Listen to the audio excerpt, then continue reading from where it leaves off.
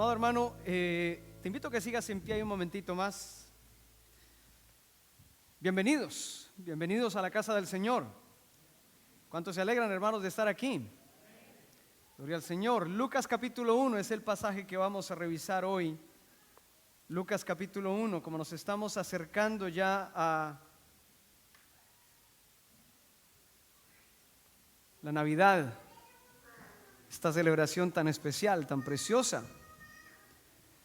Lucas capítulo 1.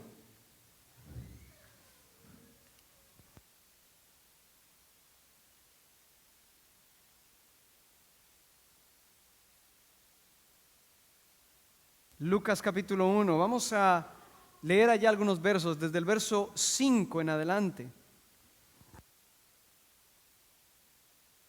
Lucas capítulo 1, verso 5 en adelante.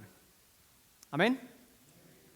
Dice la palabra del Señor: hubo en los días de Herodes, rey de Judea, un sacerdote llamado Zacarías, de la clase de Abías. Su mujer era de las hijas de Aarón y se llamaba Elisabet. Ambos eran justos delante de Dios y andaban irreprensibles en todos los mandamientos y ordenanzas del Señor. Pero no tenían hijo, porque Elisabet era estéril y ambos eran ya de edad avanzada.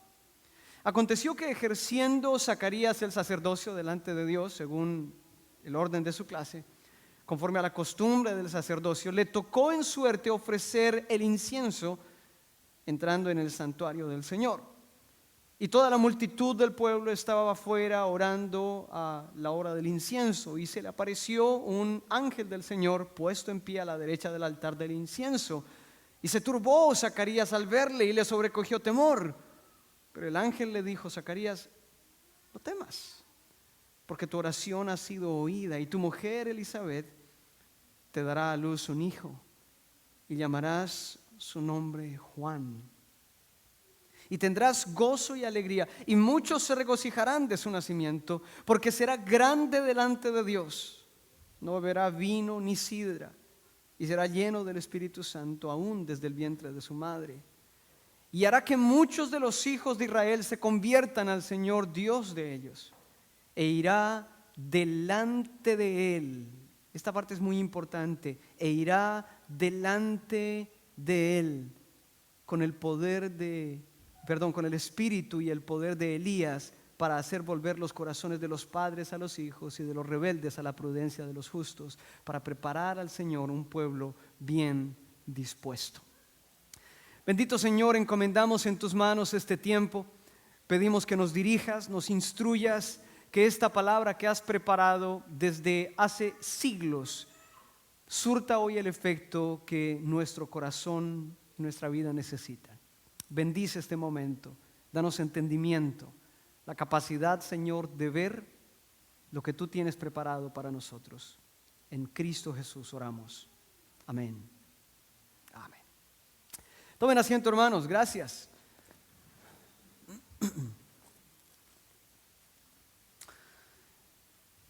Entonces, digamos que este es algo así como un estudio prenavideño, ¿sí? Ya casi estamos en la Navidad. Y lo que queremos enfatizar justamente en esta noche, que tiene que ver con la Navidad, con el nacimiento de nuestro Señor, tiene que ver con la noticia del nacimiento del Señor. Si tú te das cuenta, mi hermano, al leer los evangelios, particularmente Mateo y Lucas, es interesante que Marcos no nos cuenta nada del nacimiento del Señor, Juan no nos cuenta nada, solamente Mateo y Lucas. Mateo nos cuenta la perspectiva de José. Mateo nos cuenta qué pasó con José, qué experiencias tuvo José. En los capítulos 1 y 2 de Mateo encontramos 4 sueños que José tuvo. Lucas, por su parte, nos cuenta la experiencia de María. ¿Cómo fue que María experimentó? ¿Cómo fue que vivió ella lo del anuncio del nacimiento y todas las demás cosas que vinieron después, la cadena de acontecimientos? Lo cierto es que nosotros llegamos a esta conclusión. Ciertamente había personas que sabían que el Señor iba a nacer antes de que Él naciera. Particularmente 4 personas, 2 hombres, 2 mujeres. Sabemos que Zacarías sabía del nacimiento del Señor, su esposa Elisabet sabía. María sabía, sí. José sabía, por supuesto. Pero interesantemente, el primero en enterarse es Zacarías, justamente del que leímos hace un momento. Sacerdote, el padre de Juan el Bautista. Él es el primero en enterarse. Es cierto que todos los judíos estaban esperando la venida del Mesías.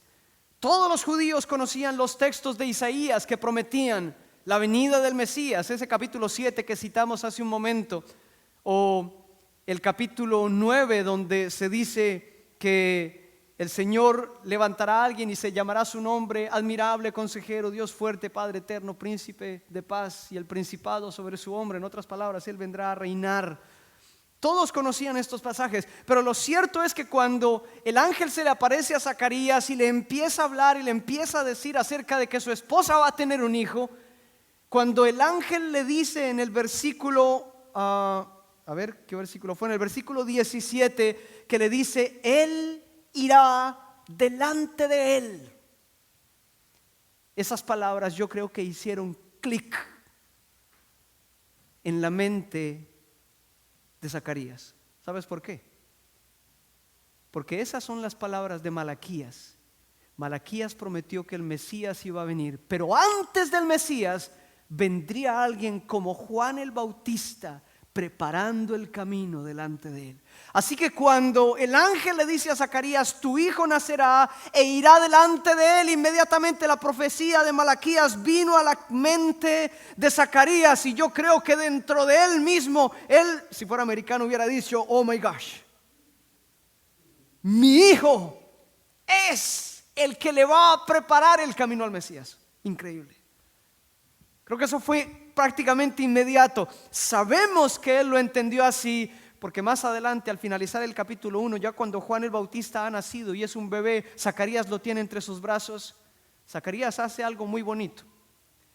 Es algo muy bonito que yo hice como padre cuando tenía a mis hijos muy pequeñitos. Ya ahorita no lo hago porque pues ya me cuesta alzarlos, pero en ese tiempo, alzándolos, yo hacía lo mismo que hizo Zacarías: hablar con ellos y pronunciar una palabra de bendición sobre sus vidas. Zacarías, alzando a su hijo Juan, le decía estas palabras: bendito sea el Señor Dios de Israel, porque ha venido a redimir a su pueblo. Nos ha levantado un poderoso Salvador en la casa de David su siervo, tal y como lo anunció en el pasado por medio de sus santos profetas, salvación de nuestros enemigos y del poder de los que nos odian. Zacarías le está hablando a su hijo. ¿De quién le está hablando? ¿De su hijo? No. Zacarías le está hablando del Mesías que va a nacer. Y le dice estas palabras: y a ti, niño, a su hijo, y a ti, niño, te llamarán profeta del Altísimo, porque irás precediendo al Señor para preparar sus caminos. ¿Te das cuenta? Zacarías sabía. Cuando el ángel le dijo: tu hijo preparará el camino delante de él, inmediatamente él dijo: él va a preparar el camino al Mesías. Él lo sabía. Por supuesto, él le contó a su esposa. La Biblia no lo dice, pero es apenas obvio. 4 personas sabían del nacimiento del Señor: Zacarías, Elizabeth, María y José. Pero la palabra también nos dice que hubo otros 2 grupos que se enteraron. Hubo un grupo de magos del oriente que Mateo nos menciona en Mateo capítulo 2, que se enteraron del nacimiento del Mesías y vinieron a honrarlo. Pero también un grupo de pastores en el área de Judea, según nos dice Lucas en el capítulo 2. Entonces, al menos 4 personas, 2 hombres, 2 mujeres y 2 grupos. Un grupo de magos y un grupo de pastores. Ahora, ¿qué nos muestra todo esto? Es justamente lo que quiero compartir contigo hoy. ¿Qué nos muestra todo esto? El punto, mi hermano, que nos muestra es esto. Todos nosotros sabemos que hay algo llamado evangelio, y la razón por la cual tú y yo estamos aquí es por el evangelio, ¿sí o no? Nosotros decimos que creemos en el evangelio, ¿verdad que sí? Nosotros hablamos de predicar el evangelio. Nosotros hablamos de vivir de acuerdo al evangelio. Nosotros hablamos de leer el evangelio, de estudiar el evangelio. Pues mi hermano, déjame decirte, todos sabemos esto. Evangelio quiere decir buena noticia. ¿Cuál es la buena noticia? La buena noticia es esta: que el Salvador del mundo vino a este mundo. Esa es la buena noticia. Ese es el Evangelio. Un especialista bíblico de hace varias décadas, él murió hace ya varias décadas, él decía: Jesucristo, más que venir a predicar el Evangelio, vino para que hubiera un Evangelio que pudiéramos predicar.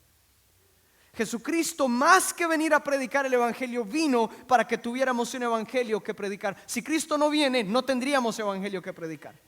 No tendríamos Evangelio en el cual creer.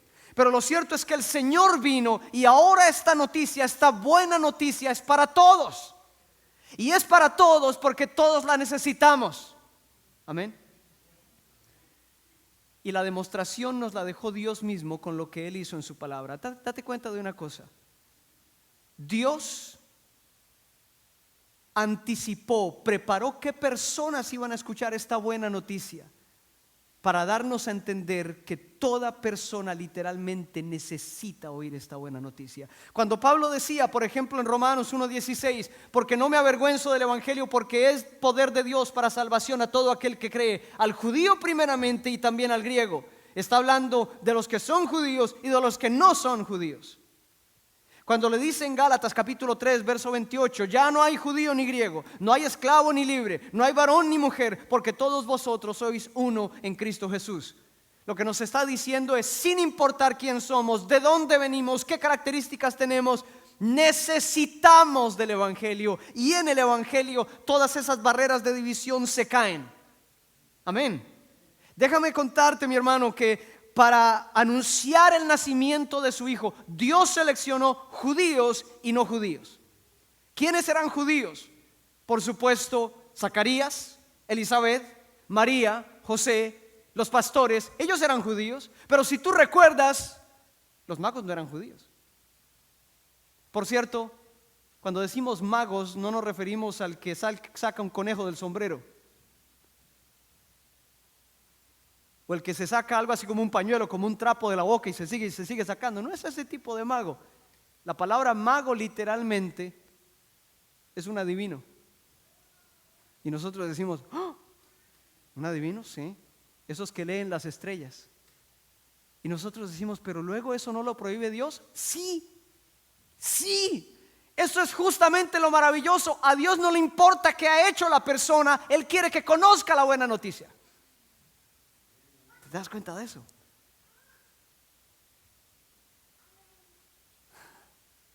¿Tú recuerdas cuando la gente dice acerca de las constelaciones de Leo, Acuario, Sagitario, Piscis, Aries, los signos del zodiaco? Todas esas cosas que Dios prohíbe en el Antiguo Testamento, ¿por qué razón las prohíbe? Toda esta gente, los llamados caldeos, ellos fueron los que se inventaron todo ese sistema, viendo hacia el cielo, y ellos creían que esos puntos luminosos en el cielo en la noche eran dioses, y cada uno de ellos, estando ubicado en cierto lugar, formaban ciertos grupos de dioses. Y si hacían un calendario que correspondiera con esos signos del zodiaco, dependiendo a dónde hubiera nacido la persona, se vería a qué constelación pertenecía esto, y de esa manera se podría leer su futuro, qué va a pasar. Y sabes que todavía hay gente que lo cree. Y resulta que Dios le dice a esta gente, no, es que cuando ustedes miren hacia arriba, Dios le dice a Israel, cuando ustedes miren hacia arriba, ustedes no van a ver dioses allá, porque no hay más que uno. Cuando ustedes miren hacia arriba, ustedes van a tener esta reacción: los cielos cuentan la gloria de Dios y el firmamento anuncia la gloria de sus manos. Mientras que todas las naciones miraban hacia arriba y veían en esos objetos brillantes dioses que marcaban su destino, cuando Israel miraba hacia arriba veía la obra de la creación de Dios.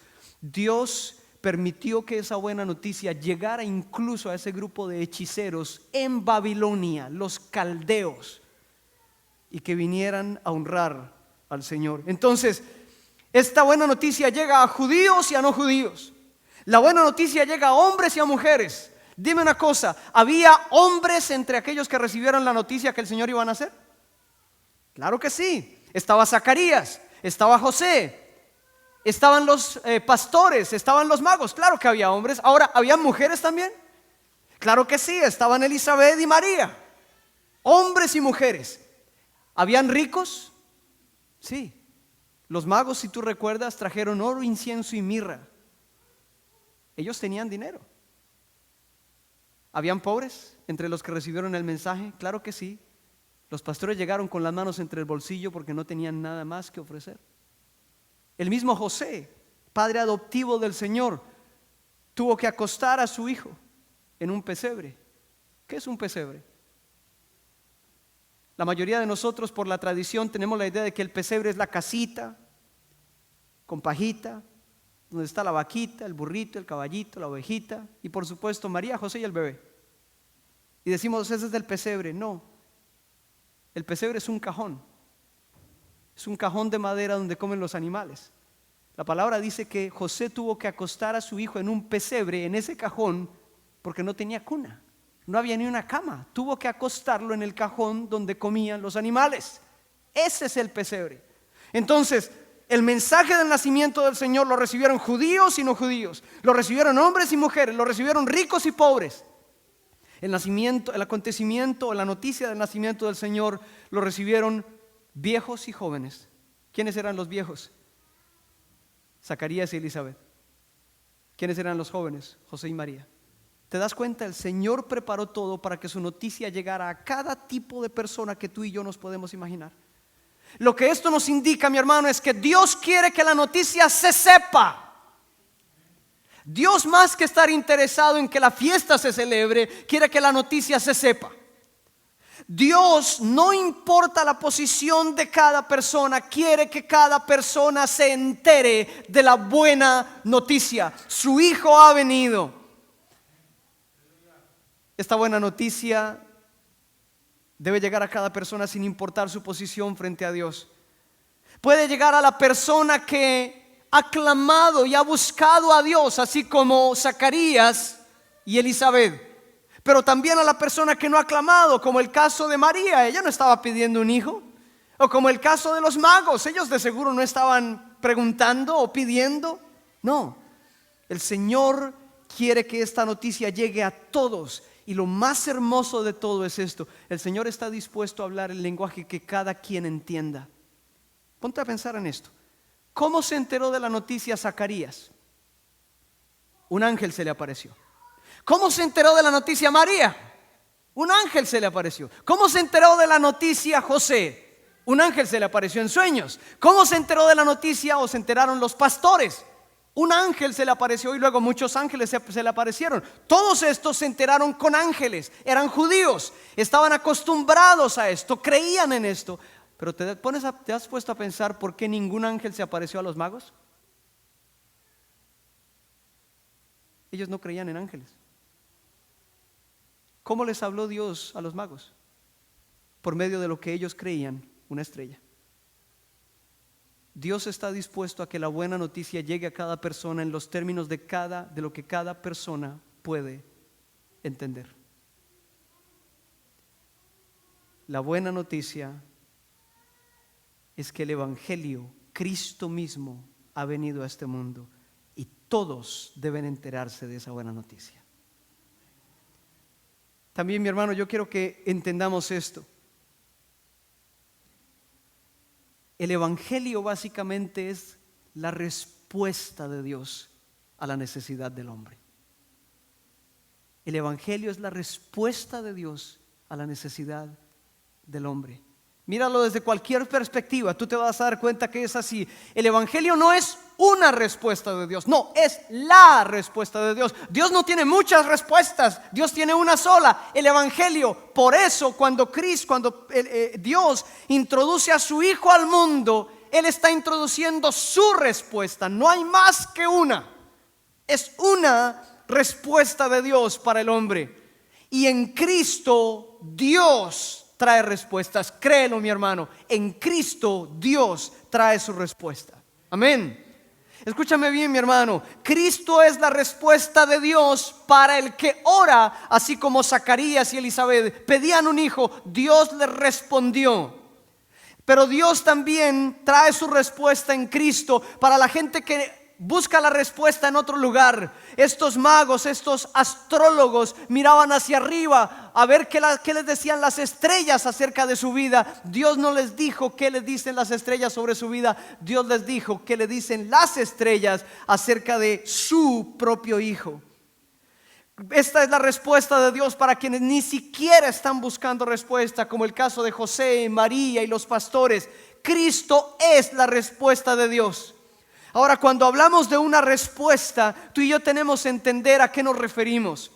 Hablamos de una respuesta cuando nos referimos al menos a una de tres cosas. Cuando tenemos una pregunta,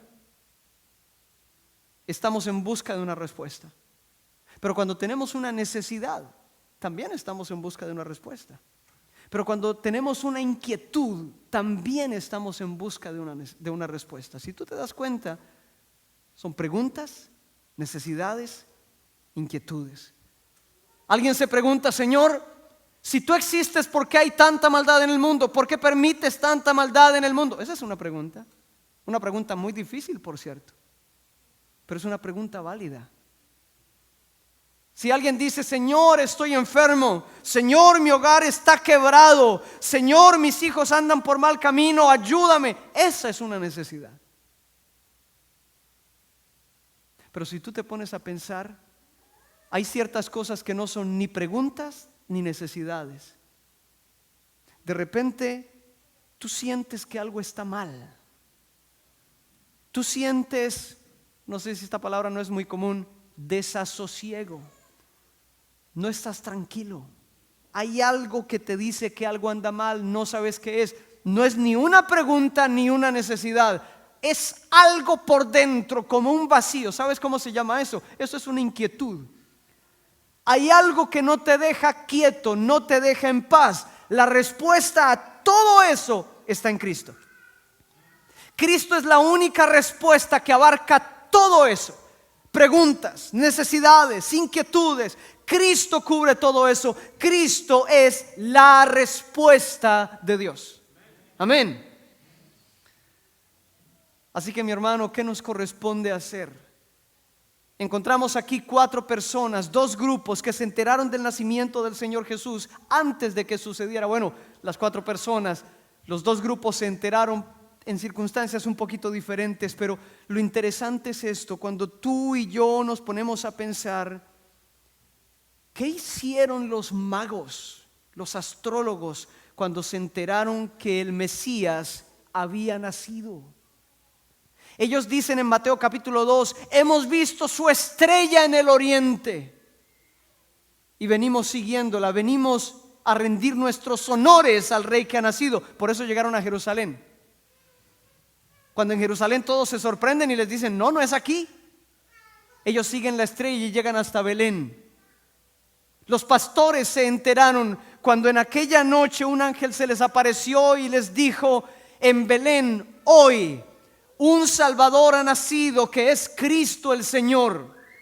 Así que tenemos tanto el grupo de magos, de adivinos, como el grupo de pastores. Y estos 2 grupos, lo interesante es que al enterarse de que Cristo ha nacido, ¿qué hacen? Ambos grupos inmediatamente van, porque ellos saben que tienen que acudir a una cita. Ponte a pensar en esto. Ambos grupos hicieron lo mismo. ¿Sabías tú que los magos, viniendo desde Babilonia, los caldeos adivinos que adoraban estrellas y todo esto, viniendo desde Babilonia, tomaron entre 2 y 3 meses en llegar a Jerusalén con todo el cortejo que traían? 2 y 3 meses de venida, 2 y 3 meses de ida, fácilmente son 4 a 6 meses suspendiendo sus actividades. Los pastores estaban en plena noche cuidando sus ovejas. Ellos estaban trabajando y dejan sus ovejas para irse a otro pueblo, ni siquiera en las afueras, se van a otro pueblo. ¿Sabes qué nos muestra eso? Eso nos muestra que esta gente valoró al punto la noticia que decidieron dar su tiempo.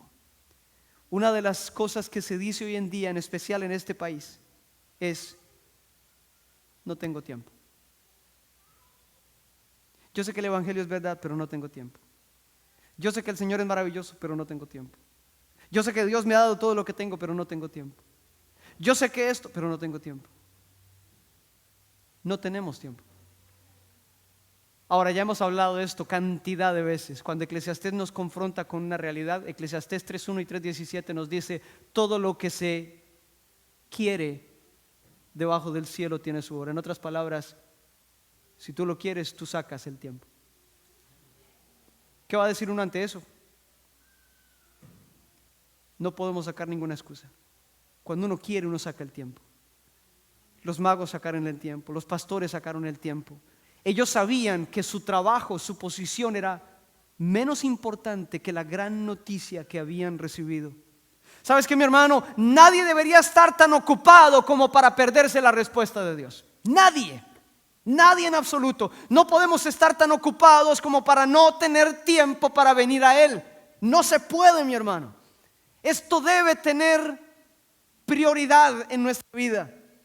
Siempre debe haber tiempo para esa buena noticia. Siempre debe haber tiempo para venir a Él, para rendirle a Él el honor que Él merece.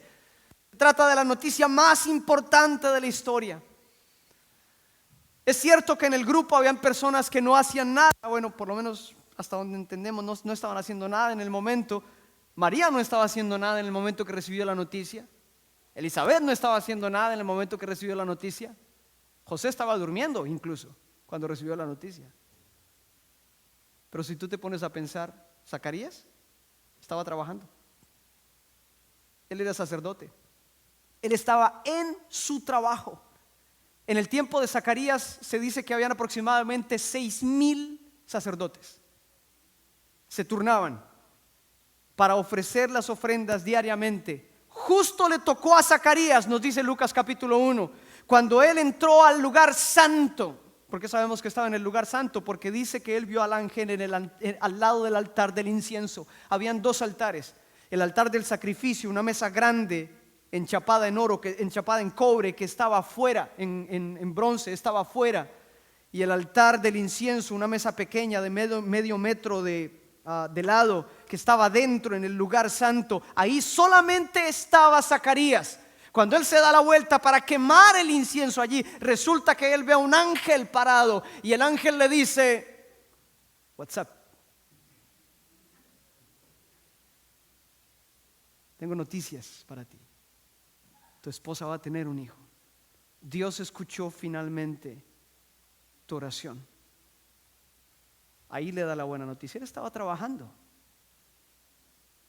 Los magos estaban trabajando. Esa gente servía al rey. Esa gente estaba trabajando. Los pastores estaban trabajando. Todos ellos sacaron tiempo. Desde niño yo recuerdo haber escuchado cantidad de predicaciones diciendo: Dios nunca llama a gente desocupada. Siempre lo escuché en la iglesia. Y es muy cierto, muy, muy cierto. Lo importante, mi hermano, es que tú y yo sepamos apartar el tiempo. Me impresiona lo que dicen los pastores particularmente. En Lucas 2:15 se nos dice: sucedió que cuando los ángeles se fueron de ellos al cielo, los pastores se dijeron unos a otros: pasemos pues hasta Belén y veamos esto que ha sucedido y que el Señor nos ha manifestado. Mira, pasemos hasta Belén. Ellos no estaban en Belén, tuvieron que viajar de un pueblo al otro.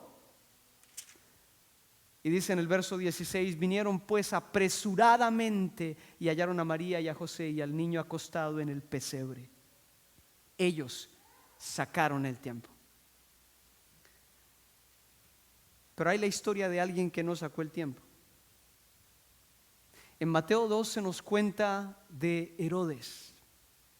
Estaba en su palacio cuando llegaron los magos buscando al rey que había nacido, y Herodes les dice: ¿qué? ¿Un rey?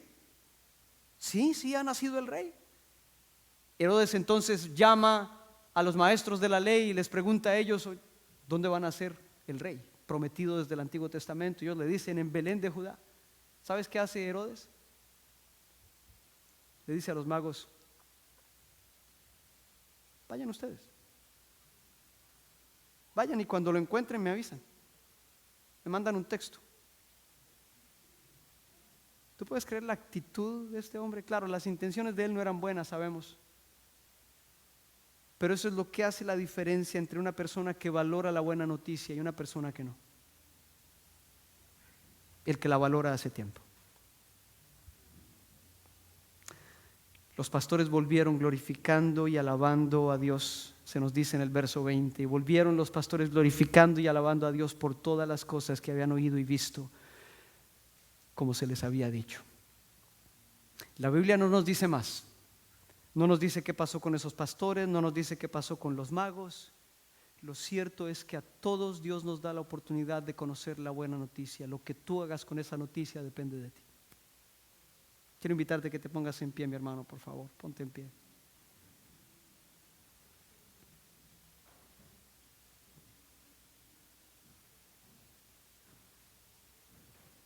Dios quiere que todos escuchen esta buena noticia.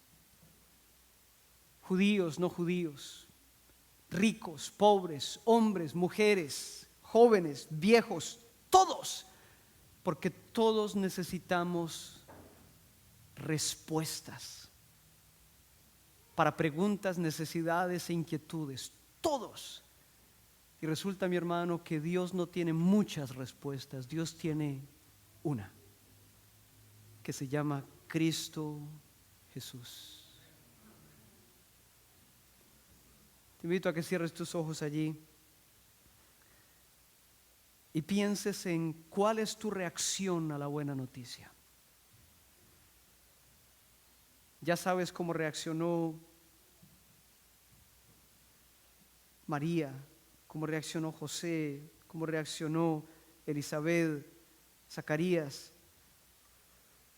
Pero más sabemos de la reacción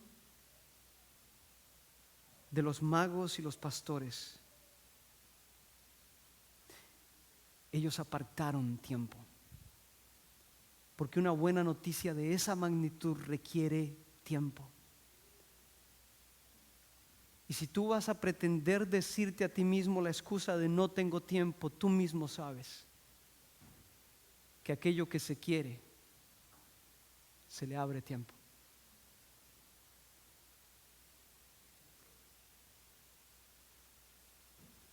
Amado Señor,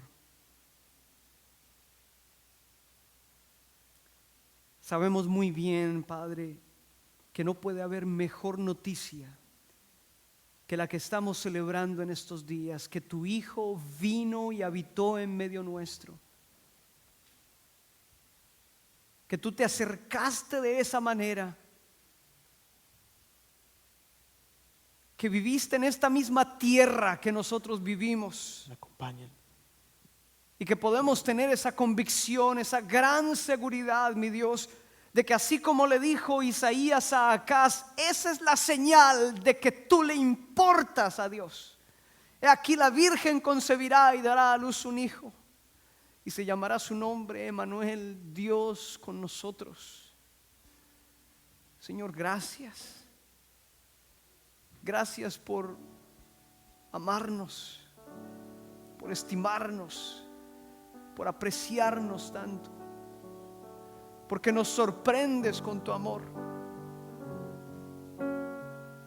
Nos sentimos profundamente honrados y desafiados al saber de ese amor y esa paciencia que has tenido para con nosotros. Señor,